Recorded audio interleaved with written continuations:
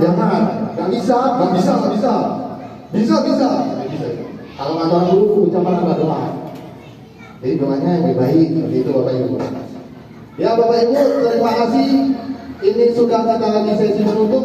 Jadi intinya membentuk budaya sekolah dengan berfokus pada kebutuhan murid dan pertumbuhan karakter positif bukanlah hal yang mudah.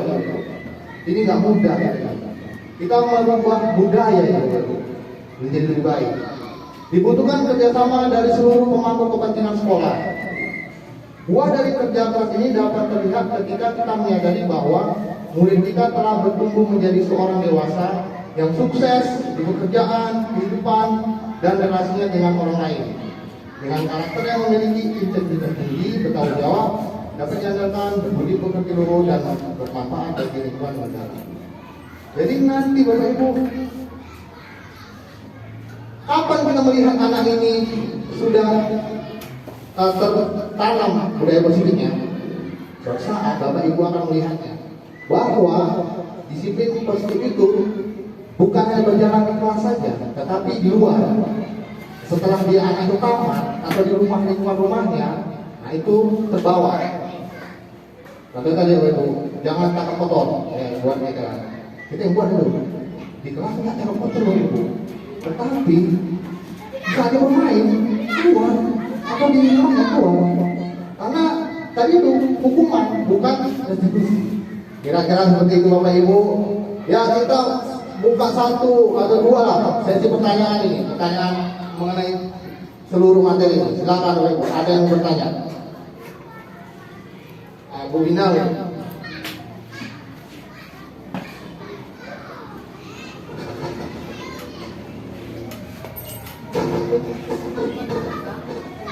Terima kasih kepada Bapak Christian selaku guru kelas 4A yang sebagai salah satu pendengar angkatan 9.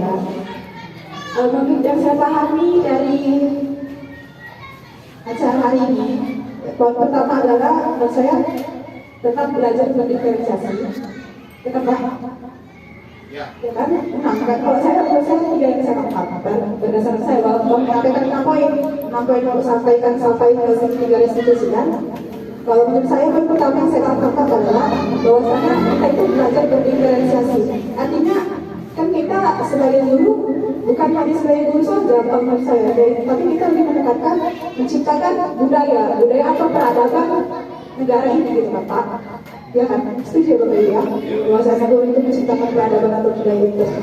Jadi budaya positif belajar. Kalau menurut saya yang saya tanyakan, yang pertama belajar diferensiasi pertama. Yang kedua, konsep menekankan restitusi bukan kepada hukuman saja, ya kan?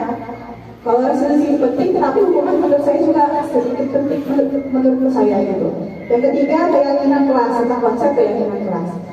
Di sini saya pertanyaannya adalah setuju tidak bahwa kalau misalnya pertanyaan saya adalah kalau setiap guru dan setiap orang makhluk manusia atau setiap manusia tentu memiliki karakteristik berbeda. Setuju ya Bapak Ibu ya? Jadi kira-kira sebagai pendidik kita juga harus kan belajar berdiferensiasi. Apakah setuju? Apakah ketika kita membuat suatu pengajaran yang berbeda dengan guru-guru yang lain, apakah itu termasuk satu konsep yang bagus? Karena kalau satu pengajaran itu tentu melihat karakteristik siswa, misalnya kelas A seperti ini, kelas B seperti ini. Apakah itu boleh gitu? Tapi tidak harusnya mengikuti kepala sekolah saja gitu, atau kepala sekolah harus begini. Literasi kelas A harus seperti ini di kelas 1. Sementara karakteristik kelas 1 tentu berbeda di kelas 1 yang lain. Itu yang tidak. Bagaimana itu? Terima kasih. Terima kasih Bu Wina, guru kelas 5. Betul ya Bu. Ya terima kasih Bu Wina. Jadi maksud berdiferensiasi itu yang di materi ini Bu adalah kita kan sudah ada kurikulum merdeka kan. Kan kita sudah ada materi ajarnya. Tetapi masukan berdiferensiasi adalah strategi dan metodenya. Nah, jadi bisa aja Ibu Wina dengan Ibu Ika gitu kan, materi itu metodenya yang berbeda, strateginya. Jadi contoh ya Ibu, mengajar dengan ceramah, ya kan? Ternyata hanya 5 orang yang menangkap gitu kan. Yang lain itu kita kumpulkan Bapak Ibu, kita kumpulkan, kita survei atau kita wawancara, kira-kira anak ini pakai cara mengajar apa yang kena sama dia.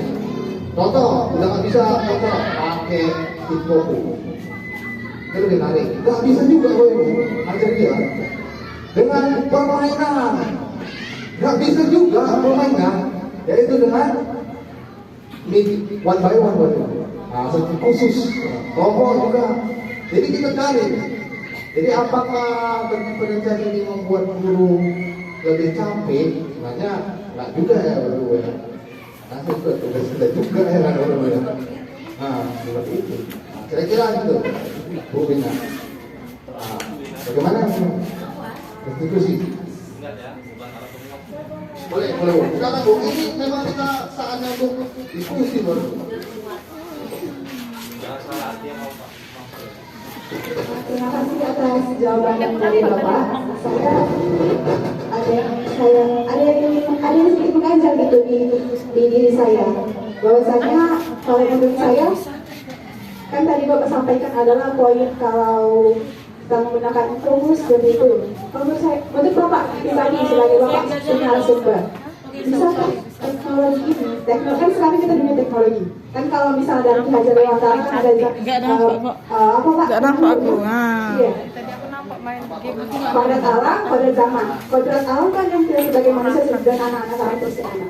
Kalau kodrat zaman kan tentang teknologi. Menurut Bapak pribadi, teknologi itu bisa nggak membentuk siswa itu untuk mempermudah dalam restitusinya, maksudnya menyadarkan siswa bahwasanya begini loh, sementara teknologi yang berkembang itu bagaimana di TikTok itu kan terciptanya budaya kayak oh ini tuh baik gitu ya, penting lucu-lucuan, naik viewsnya gitu. Jadi bagaimana caranya supaya dengan adanya teknologi itu anak-anak itu dapat memperbaiki atau menciptakan karakter anak gitu. Terima kasih.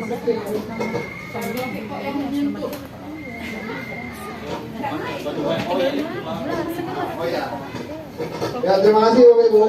Jadi pertanyaannya mengenai teknologi, apakah itu bisa berdampak baik sama anak di dalam pelajaran? Mungkin ada Bapak Ibu yang mau mengasih apa?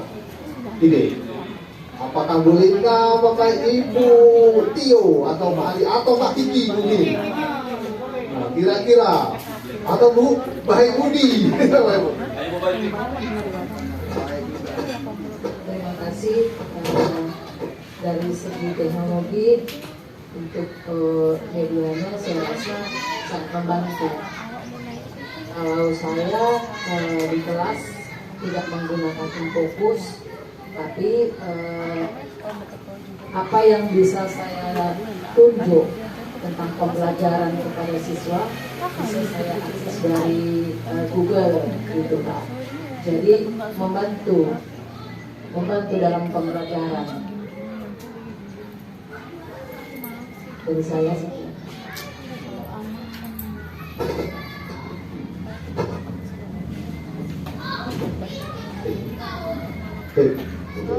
Terima kasih Bu Baik, terima kasih. Jadi teknologi Bapak Ibu saya setuju, teknologi memang ada ya Bu, pernyataan dari Ki Hajar Dewantara bahwasannya kita itu harus menuntun anak sesuai dengan kodrat zamannya.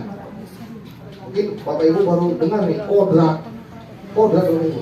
Kita suruh menuntun kodrat zaman, kodrat alam dan kodrat zaman. Kodrat zaman maksudnya Bapak Ibu, kodrat alam maksudnya yaitu potensi anak itu, potensi dia berbeda, potensi satu sama yang lain, tempat dia tinggal. Mungkin anak ini ada yang tinggal di lingkungan penuh kejahatan Bapak Ibu. Nah, ada yang enggak di lingkungan yang nyaman. Jadi itu berbeda-beda. Anak nggak bisa milih dia udah di sama orang tua ikut seperti itu, lingkungan seperti itu. Itu kodrat alamnya. Kodrat zamannya itu anak tinggal di era, di masa. Kalau sekarang abad 21, jadi berkaitan dengan teknologi. Anak nggak bisa memilih dia harus hidup di zaman kemerdekaan, nggak bisa milih. Nah, jadi menurut Bapak Ki Hajar Dewantara, tugas pendiri adalah menuntun anak sesuai dengan kodrat alam, kodrat zamannya. Jadi kodrat zaman itu Bapak Bina berkaitan dengan teknologi, memang kita harus suruh Bapak Bu, supaya kita harus mengikuti perkembangan teknologi. Bapak Ki Hajar Dewantara bahkan menyatakan bahwasanya kita boleh meniru budaya luar, maksudnya kemajuan teknologi luar, asalkan itu sesuai dengan ciri karakter bangsa kita.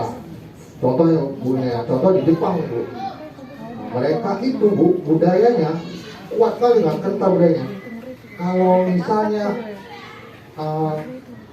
waktu dulu Jepang itu tidak seperti itu Bu, negaranya tertutup. Tetapi suatu saat ada pangkat tinggi militer, seorang jenderal itu datang dengan membawa kapal. Orang Jepang nggak takut Bapak Ibu, tetapi mereka belajar, kok kapal orangnya lebih bagus. Mereka belum seperti itu. Dengan cara melihat saja, mereka orang Jepang melihat saja, mereka belajar. Kemudian membuka budaya yang tidak cocok, disampingkan, yang membuat maju diterima. Makanya Jepang belajar banyak dari Amerika. Itulah saudaranya dekat ya. Nah, seperti itu. Jadi pun kita seperti itu. Kita terima, kita pelajari, kita kembangkan. Tapi tidak semua ya Bapak Ibu. Jadi tugas kita menuntun anak. Jadi kita harus jadi among, jadi pamongnya. Kita jadi contoh. Ya, sebagian saja Bapak Ibu, terima kasih atas sesi hari ini. Semoga apa yang disampaikan ada bisa diterima, bisa kita wujudkan untuk menunjukkan sisi positif. Jika ada kata yang salah, tindakan saya mohon maaf. Terima kasih Bapak Ibu. Ya, selamat siang. Kalau begitu, saya rasa kalau ada pertemuan lain, saya rasa lebih baik